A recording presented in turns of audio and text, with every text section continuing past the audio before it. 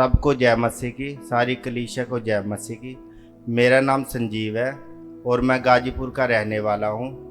मैं 3-4 साल से बहुत ही व्यभिचार में था और मैं फ़ोन पे बात करता था और बहुत ज़्यादा इस व्यभिचार में डल चुका था और मैं घूमने जाता था और यानी कि बहुत ही ज़्यादा मैं डिप्रेशन में भी आ गया था इसी कारण कि हर रोज़ फ़ोन पे बात करता था। फिर मेरे को इतना टॉर्चर में होता था और मेरे को जिसके साथ मैं रिलेशन में था वो भी मेरे को बहुत टॉर्चर करती थी।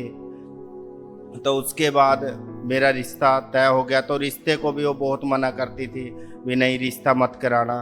फिर भी मैं चलो उसकी बात अनसुनी करके मैं उसको कुछ नहीं बताता था, ना ही उसको नंबर दिया मैं अपने घर का। तो मेरे को बार बार बोलती थी भी नंबर दो, मैं आपका रिश्ता तड़वा देती हूँ। तो मैंने उसको कुछ नहीं बताया। तो फिर मेरे को एक दिन रात को स्वप्न आया। स्वप्न में मेरे को ऐसा दिखा कि किसी ने मेरा रिश्ता तड़वा दिया। तो मैंने यही बात जो मेरी होने वाली वाइफ थी उसको बताई भी, ऐसे ऐसे करके किसी ने मेरा रिश्ता तोड़वाया और मेरे को एक लेडीज़ दिखाई दे रही है। फिर वही 10-15 दिन के बाद वही सपना हकीकत में बदल गया। तो उसने मेरी वाइफ को सारी मेरी फ़ोटोएँ, मेरी रिकॉर्डिंग सारी उसके पास भेज दी। तो फिर बहुत हंगामा होया, बहुत ज़्यादा ये होया कि मम्मी डैडी को ये बात पता लगी, यानी कि रिश्ते तक की नौबत आ गई टूटने की। तो मेरी मम्मी डैडी चर्च में जाते थे उस टाइम, प्रभु से आगे बहुत उन्होंने दुआ प्रार्थना करी भी ये रिश्ता बना रहे जे। तो फिर काफ़ी दुआ प्रार्थना करने के बाद फिर चलो जहाँ पे मेरा रिश्ता तय हुआ था तो उन्होंने मेरे को बुलाया भी कोई बात नहीं, आप एक बार आके बात कर लो, फिर देखते हैं क्या होता है। तो मैं वहाँ पे गया, मम्मी डैडी गए, मेरे थोड़े रिश्तेदार थे, एक मेरा यार दोस्त था वो गए करनाल में। जब वहाँ पे गए तो मैंने उनसे बहुत माफ़ी मांगी भी अब मेरे से गलती हो गई, आइंदा से मैं ऐसी गलती नहीं करूँगा कभी भी। फिर चलो कोई बात नहीं, मम्मी डैडी ने मेरे को ये बताया चलो कोई बात नहीं, देखते हैं क्या होता है। और शादी के थोड़े दिन रह गए थे, ज़्यादा से ज़्यादा 10-15 दिन रह गए थे शादी को, और मैं इतना घबरा गया था भी ये शादी अब होएगी कैसे। तो फिर मैं सनौली जो चर्च है वहाँ पे गया, चर्च के अंदर नहीं गया, तो बाहर चर्च के बाहर जाके मैंने आंखें बंद करके इतना रोया भी प्रभु मेरे से गलती हो गई, भी आगे से मैं ऐसा ये काम नहीं करूँगा, प्लीज़ मेरे माँ बाप की इज्जत बना के रखो, भी मैं आपकी संगति में जुड़ा रहूँगा। तो 10 दिन के बाद वहाँ से रिश्ते के लिए हाँ होगी, कहता कोई बात नहीं आप अपनी तैयारी करो। तो मैं प्रभु का बहुत धन्यवाद करता हूँ, उन्होंने मेरी लाइफ में इतने अच्छे काम किया। 2022 में मेरी शादी हुई थी फरवरी में। तो मैंने इस करके कभी अपनी वाइफ को चर्च आने के लिए कभी मना नहीं किया, मैं उनको छोड़ के जाता था। शादी के बाद मेरी वाइफ मेरे को वचन समझाती थी भी आप इन वचनों को सुना करो, तो मैं उनकी बात सुन लेता था, पर एक ही चीज़ कहता था, मैं कहा कोई बात नहीं, एक सही टाइम आएगा, प्रभु मेरे को अपने आप ही चुन लेंगे। और वाकई एक ऐसा सही टाइम आया जो प्रभु ने मेरे को चुना, और आज मैं चर्च जाता हूँ, आराधना करता हूँ, वचन पढ़ता हूँ, बाइबल पढ़ता हूँ, और मेरे को इतनी शांति मिलती है हद से ज़्यादा। और मैं अब सोचता हूँ भी मैं कैसे इस व्यभिचार में डल गया। अब मैं कोई बुरी संगति में नहीं, और ऐसे यार दोस्तों के पास भी नहीं बैठता, क्योंकि अपनी दुकान के पास ऐसे यार दोस्त हैं जो चुगली करते हैं एक दूसरे की, और मेरे को ना उनके पास बैठना बिल्कुल अच्छा नहीं लगता।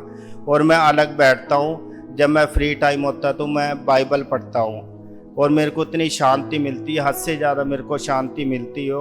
और पहले मेरा क्या होता था कि मेरे ना टेंशन ले के मेरे सर में ना बहुत दर्द होता था, तो अब वो दर्द भी नहीं मेरे सर में होता, और अब मैं बहुत खुश हूँ, बहुत ज़्यादा खुश हूँ। मैं प्रभु का बहुत बहुत धन्यवाद करता हूँ, और मम्मा जी का बहुत बहुत धन्यवाद करता हूँ उनके पूरे परिवार में, और मेरा भी छुटकारा हो। अब मैंने 32वां लिया है, मेरा मन अब इतना शांत है, मैं बिल्कुल ही टेंशन फ्री रहता हूँ। सब चीज़ मैं प्रभु पे छोड़ता हूँ, अपना बिजनेस सब कुछ। अब मेरा बिजनेस भी इतना अच्छा है, उसमें भी इतनी बरकत है, और मैं बहुत ज़्यादा खुश हूँ। तो शादी के भी थोड़े ही दिन रह गए थे, तो इनके मन में आया कि मैं खुद को ख़त्म कर लूँ। तो ये ना यहाँ पे ट्रेन की पटड़ी पे चले गए थे। फिर वही परमेश्वर ने इनके मन में डाला, इनसे बात की है। वहाँ से फिर माँ बाप के बारे सोच के फिर ये वापस आए कि माँ बाप का क्या कसूर है। तो ये वहाँ से आए और इन्होंने ना फिर चर्च के सामने जाके प्रेयर की, जो तूने मेरे को दिखाया है वो पूरा होता होता ऐसी गड़बड़ियाँ पड़ गई हैं, प्रभु तू संभाल, तू देख। और सच में परमेश्वर ने इनकी प्रार्थना को सुना और ये सुनौली चर्च में खड़े होकर प्रार्थना करके आए। इतनी बड़ी बात हो गई थी, सारा कुछ घर परिवार में सबको पता लग गया था। सभी ने मना कर दी थी कि नहीं हम नहीं करेंगे, नहीं लड़की को वहाँ मत दो, जो अभी ऐसे कर रहे हैं वो बाद में क्या करेगा। फिर परमेश्वर ने मेरे मन में डाला कि पापी तो सभी हैं। परमेश्वर ने कहा कि मैं पापियों के लिए ही आया हूँ।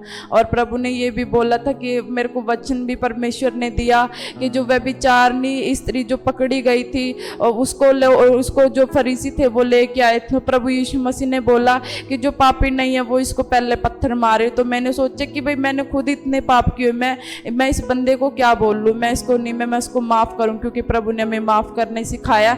तो मेरे मन में परमेश्वर ने यही बात रखी कि तू हाँ कर। और सच में इतनी कठिनाइयों के बाद वो रिश्ता फिर परमेश्वर ने बनाए रखा।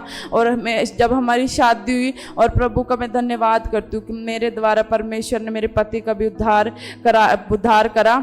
अब मेरा विश्वास उसमें है और ये अब बहुत आनंद से रहते हैं, प्रार्थना भी करते हैं, वचन भी पढ़ते हैं। और हम दोनों हस्बैंड वाइफ अच्छे से रहते हैं, प्यार से रहते हैं। हम इस सारी बातों के लिए, इस सारे कामों के लिए और इस प्रेम के लिए परमेश्वर यीशु मसीह का धन्यवाद करते हैं कि उन्होंने हमारे जीवन में इतने बड़े काम किए और सच में अद्भुत गवाहियाँ उन्होंने हमारे जीवन में बनाई। और इनका अब काम भी अच्छा है और परमेश्वर को धन्यवाद करते हैं। और मम्मा कंचन मित्तल जी को भी धन्यवाद करते हैं कि वो हमारे लिए खड़े, अपनी कलीसियाओं के लिए वो खड़े होते, प्रार्थना करते कि उनकी बच्चों को, उनकी कलीसिया के लोगों को कोई भी नुकसान ना हो, उनके घर परिवार में कोई भी अड़चन रुकावट ना आए। और सच में हम अब ब्लेस है क्योंकि हम एक जीवित परमेश्वर की बेटी के साथ, एक जीवित कलीसिया के साथ जुड़े। हम परमेश्वर का धन्यवाद करते हैं। सबको जय मसीह की।